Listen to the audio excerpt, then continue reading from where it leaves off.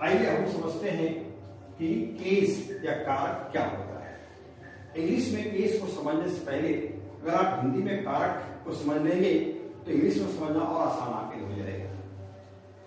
तो हिंदी में कुल 8 कारक होते हैं: कर्ता, कर्म, करण, संप्रदान, अपादान, संबंध, अधिकरण और संबोधन।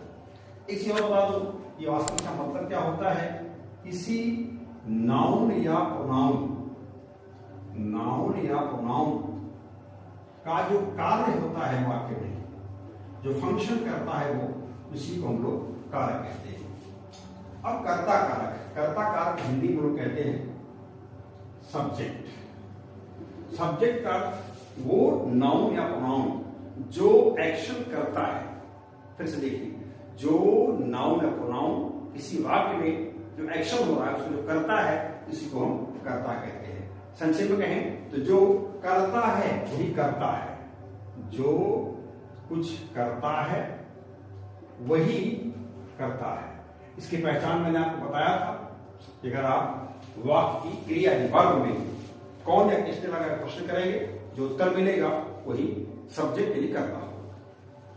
कर्म का मतलब ऑब्जेक्ट। इसको हम ऐसे डिफाइन करते हैं कि वर्ब का प्रभाव जिस पर पड़े उसे कर्म कहते हैं। जैसे हम लिखें कि ही इज कटिंग मैंगो, अगर हम ये देखें जो वर्ब कटिंग है इसका प्रभाव कहां पड़ रहा है, तो काटने का प्रभाव मैंगो पर पड़ेगा, अर्थात कटिंग का प्रभाव मैंगो पर पड़ेगा, इसलिए मैंगो ऑब्जेक्ट या कर्म हो गया। इसकी पहचान बताई गई थी आपको कि अगर उस वर्ब में क्या या किसको लगाकर प्रश्न करेंगे, जो उत्तर मिलेगा वही ऑब्जेक्ट या कर्म होता है। करण इसको इंग्लिश में कभी कभी इंस्ट्रूमेंटल केस भी कहते हैं।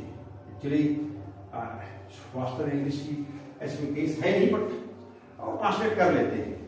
अब करण कारक क्या है? इंस्ट्रूमेंटल से पकड़ी इंस्ट्रूमेंट, जब किसी औजार या उपकरण से कोई कार्य किया जाए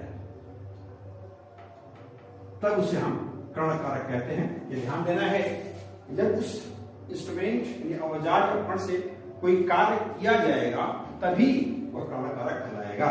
और औजार रखा हुआ है, कोई काम नहीं हो रहा है, तो करण कारक नहीं होगा। जैसे लिखें कि he is cutting a mango with a knife, चाकू से काट रहा है। अब यहां पर चाकू एक ऐसा औजार हो गया जिससे काटने का काम लिया जा रहा है, इसलिए यहां पर नाइफ इंस्ट्रूमेंटल यानी करण कारक है। किंतु ऐसे कहें कि मेरे पास एक चाकू है, I have a knife, tap knife में कार्य नहीं हो रहा है, इसलिए नाइफ करण कारक नहीं है। तो याद रखें, जब किसी औजार या उपकरण से कोई कार्य किया जाता है तभी वो करण कारक या इंस्ट्रूमेंटल केस कहलाता है। चौथा है संप्रदान कारक। इसको इंग्लिश में डेटिव केस भी कहते हैं। अब है क्या ये संप्रदान? इसकी एक्चुअली ये सारी चीजें हमारे संस्कृत से आई हैं और संस्कृत में सबकी परिभाषा दी गई है। तो संप्रदान कहते हैं कि कर्मणा एवं अवकृति संप्रदानम, अर्थात कर्म से इसको खुशी मिले उसे संप्रदान कहते हैं। जैसे कहा जाए कि राम ने भिखारी को भोजन दिया। अब जैसे विचार करिए कि राम करता है, सब्जेक्ट है, क्योंकि राम ने दिन काम किया है, और क्या दिया? तो भोजन दिया, इसलिए भोजन कर्म है। तो सोचिए उस भोजन से खुशी किसको मिली?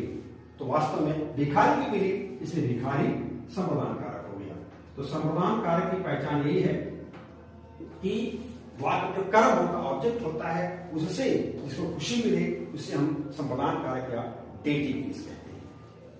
अगला देखिए अपादान कारक। इसको सेपरेटिव केस भी कह देते हैं, क्योंकि अपादान शब्द का होता है अलग होना। इसकी परिभाषा है कि ध्रुवम अपाए अपादानम, अर्थात अलग होने की प्रक्रिया में जो नाउन या प्रोनाउन अटल रहे, अर्थात अपना स्थान न बदले, उसे अपादान कहते हैं और वह अपादान कारक में होता है। जैसे कहें कि वृक्ष से पत्ते गिरते हैं। अब विचार करिए, गिरने की दो नाउन यहाँ पे है, वृक्ष भी है और पत्ते भी हैं। तो पत्ते तो गिर गए, वृक्ष से अलग हो गए, किंतु वृक्ष जो है वो अटल रहा, इसलिए वृक्ष अपादान कारक है। वृक्ष अपादान कारक है। क्यों? क्योंकि इस अलग होने की प्रक्रिया में पत्ता अलग हो गया, दूर चला गया, फिर वृक्ष अपने स्थान पर रहा था, वो अटल रहा। तो परिभाषा से मिलाएं तो ध्रुवम अपाय उपादान, ध्रुव मतलब जो अटल हो, तो अलग होने की क्रिया में जो अटल रहता है, जो अपना स्थान नहीं बदलता है, उसको हम अपादान कहते हैं। जैसे इंग्लिश में कहें the Ganga emerges from the Himalayas, कि गंगा नदी हिमालय से निकलती है। गंगा तो हिमालय से निकल करके बहुत दूर चली गई, तो हिमालय वही रहा, इसलिए हिमालय अपादान कारक है। अगला है संबंध कारक। संबंध को पॉजेसिव केस कहते हैं, इंग्लिश में आता है पॉजेसिव केस। और पॉजेसिव शब्द का अर्थ जानते हैं पॉजेशन मीन्स अधिकार रखना। तो वास्तव में दो चीज दिखाता है ये, एक संबंध दिखाता है और एक अधिकार दिखाता है। तो एक नाउन से दूसरे नाउन का संबंध वो पॉजेसिव केस होता है। पर एक बात समझना बहुत जरूरी है, उन दोनों नाउन में कौन सा नाउन पॉजेसिव केस होगा। जैसे मैं वहां लिखूं तो कहें कि राम का मित्र आ रहा है। अगर दो नाउन हमारे पास हो गए, राम और मित्र, तो सोचें कि कौन आ रहा है, तो उत्तर मिलेगा कि मित्र आ रहा है, अर्थात मित्र ही हो गया कर्ता कारक। और किसका मित्र है? राम का, तो राम हो गया पॉजेसिव केस या संबंध कारक। तो फिर से देखिए कि संबंध कारक, संबंध कारक का अर्थ जो पॉजेशन यानी कि संबंध या अधिकार सोच है। तो उदाहरण दिया हमने कि राम का मित्र आ रहा है, दो संज्ञा हमारे पास है यहाँ पे, राम और मित्र। प्रश्न करते हैं दोनों के लिए, इसलिए प्रश्न करेंगे तो होगा कि कौन आ रहा है, उत्तर मिलेगा मित्र आ रहा है, तो मित्र हो गया। कर्ता कारक किसका मित्र, तो राम का मित्र, तो राम हो गया संबंध कारक।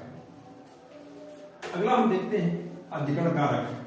अधिकरण का मतलब होता है, इसकी परिभाषा है कि आधार अधिकरण, जो क्रिया का आधार होता है, क्रिया का आधार जो होता है उसी को हम अधिकरण कारक कहते हैं। अर्थात कोई क्रिया, एक्शन किस स्थान पर या किस स्थान में हो रही है, इसकी बड़ी सुंदर पहचान है।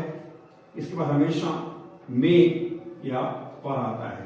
जैसे वाक्य लिखे कि राम घर में सो रहा है, तो जो सोने का कार्य है किस स्थान पे हो रहा है, किस स्थान में हो रहा है, तो घर में हो रहा है, इसलिए घर ये हो गया अधिकरण कारक। या कहें कि पक्षी वृक्षों पर बैठे हैं, तो बैठने का कार्य हो रहा है, उसका आधार क्या है, वृक्ष है, तो वृक्ष हो गया अधिकरण कारक। संबोधन कारक बहुत आसान है, इसको हम लोग इंग्लिश में वोकेटिव केस कहते हैं। जिस नाउन या प्रोनाउन को संबोधित करके कुछ कहा जाए उसे वोकेटिव केस संबोधन कारक कहते हैं। जैसे हे राम तुम कहां जा रहे हो, तो हे राम में राम को संबोधित किया गया है, इसे राम हो गया आपका वोकेटिव केस। अब इस आधार पर अगर आप देखेंगे इंग्लिश में तो क्या क्या मिलता है। जो कर्ता कारक है उसको इंग्लिश में कहते हैं नॉमिनेटिव केस। बात फिर वही रहेगी, जो नाउन उस एक्शन को करता है वो नॉमिनेटिव केस होता है। दूसरा कर्म कारक यानी कि ऑब्जेक्टिव केस, अर्थात क्रिया का प्रभाव जिस नाउन या नाउन पर पड़े उससे हम ऑब्जेक्टिव केस कहते हैं। तीसरा इसमें लेते हैं हम लोग डेटिव केस, ये भी आता है इंग्लिश में, अर्थात समाधान कारक। समाधान कारक बताया गया था मैंने कि कर्म से जिसको खुशी मिले उसे समाधान कारक डेटिव केस कहते हैं। और चौथा यहां होता है पॉजेसिव केस, अर्थात संबंध कारक। एक नाउन का दूसरे नाउन से संबंध प्रकट करता है या अधिकार प्रकट करता है। जैसे राम की कलम, जैसे यहां लिखा था मैंने कि राम का मित्र, राम का मित्र आ रहा है, तो राम और मित्र में संबंध शो कर रहा है। लेकिन हम कहेंगे राम की कलम, तो इस कलम और राम का अधिकार शो कर रहा है। तो इससे इसकी पहचान होती है। जैसे कि इसकी का की के रा रे नानी ने, इसके बाद जरा क्लियर कर लीजिए।